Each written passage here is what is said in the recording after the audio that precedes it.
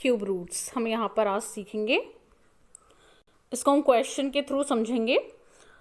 यहाँ पर एक क्वेश्चन है 8 एंड -8 के घनमूलों में कौन बड़ा है। तो क्वेश्चन है कि 8 का घनमूल निकालेंगे और -8 का घनमूल निकालेंगे, और घनमूल निकालने के बाद जो आंसर आएगा, तो यहाँ पर पूछा गया है कि उसमें से कौन सा नंबर बड़ा होगा। मीन्स 8 का घनमूल बड़ा होगा या फिर -8 का घनमूल बड़ा होगा। ठीक है, तो उसके लिए हम क्या फाइंड आउट करेंगे, हम यहाँ पर 8 का घनमूल निकालेंगे और उसके बाद हम -8 का घनमूल निकालेंगे। ठीक है, तो हमने यहाँ पर 8 के करे फैक्टर। अब क्योंकि हमें घनमूल निकालना है यानी कि क्यूब रूट निकालना है, तो इसके लिए हमें चाहिए होंगे नंबर 3 टाइम्स। जैसे वर्गमूल में हमें 2 टाइम चाहिए थे, तो यहाँ घनमूल में हमें 3 टाइम्स नंबर चाहिए। यानी कि 3 बार अगर कोई नंबर आता है तो इट मीन्स वो नंबर घनमूल से बाहर आ जाएगा। ठीक है, तो यहाँ पर क्यूब रूट का साइन ये होता है। और पहले हम 8 का घनमूल निकाल रहे हैं, तो 8 के हमने जो फैक्टर करे हैं वो हैं 2, 2 एंड 2, क्योंकि 2 2 जा 4, 4 2 जा 8, तो 8 के फैक्टर होते हैं 2, 2 और 2। अब क्योंकि 2, 2 एंड 2 है, तो ये क्योंकि 3 टाइम यहाँ पर है, 3 बार यहाँ पर आ रहा है, तो इसीलिए 2 जो है वो क्यूब रूट से बाहर आ जाएगा। क्लियर है, तो क्यूब रूट 8 का जो मान होगा, यानी 8 का क्यूब रूट होगा 2। अच्छा, इसके बाद इन्होंने पूछा है -8 का क्यूब रूट। तो बच्चों 8 तो क्योंकि नंबर तो सेम है, बट द यहाँ पर जो डिफरेंस है that is of sign, sign का सिर्फ डिफरेंस है। तो यहाँ पर -8 है, तो -8 के लिए -2, -2, -2। तो यहाँ पर क्योंकि 3 टाइम आ रहा है, लेकिन क्या -2, तो it will also come out of the cube root. तो क्यूब रूट से बाहर -2 आ जाएगा, क्योंकि 3 बार यहाँ पर आ रहा है। तो -8 का क्यूब रूट होगा -2, जबकि 8 का क्यूब रूट था 2। ठीक है, अब क्वेश्चन पे चलते हैं वापस कि कौन बड़ा है। 2 बड़ा है बच्चों या -2? तो ऑब्वियसली 2 बड़ा है, क्योंकि माइनस का नंबर हमेशा छोटा होता है प्लस के नंबर से। तो 2 बड़ा है, और 2 किसका घनमूल है? 2 है 8 का घनमूल।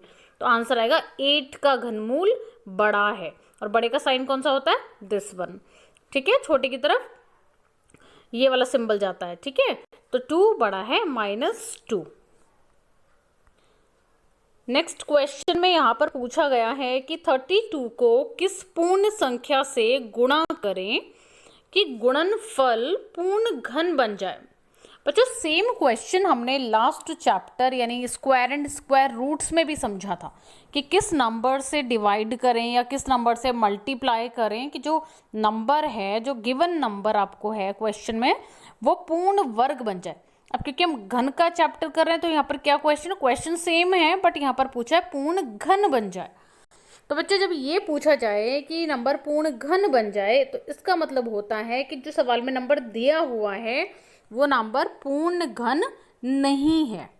ठीक है, तभी तो पूछा है कि किससे गुणा करें कि नंबर पूर्ण घन बन जाए। तो हमने करे इसके फैक्टर। सबसे पहले हम इसके फैक्टर करेंगे। तो फैक्टर करना सो सिंपल, हमने पहले भी समझा है कि 2 का टेबल पढ़ेंगे 32, यानी कि या फिर इसको आप समझ सकते हैं कि 32 को डिवाइड करेंगे 2 से। ठीक है, तो जब 32 को 2 से डिवाइड करो तो क्या मिला? 2 1 जा 2 और 2 6 जा 12। तो इस तरह 16 आया यहाँ पर।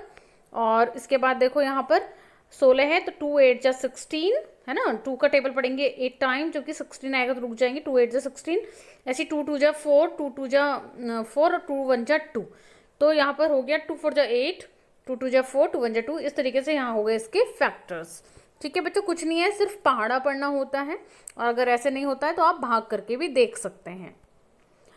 ठीक है, अभी हमने इसके फैक्टर करे हैं, हमें फैक्टर मिले 2 2 2 कितने बार? 5 टाइम, 1 2 3 4 5 टाइम। ठीक है, 5 टाइम हमें मिला, जबकि हमें चाहिए होता है या तो 3 टाइम या फिर 6 टाइम, है ना। इस तरीके से तभी तो नंबर क्यूब रूट से बाहर आता है, यानी कि पूर्ण घन होता है।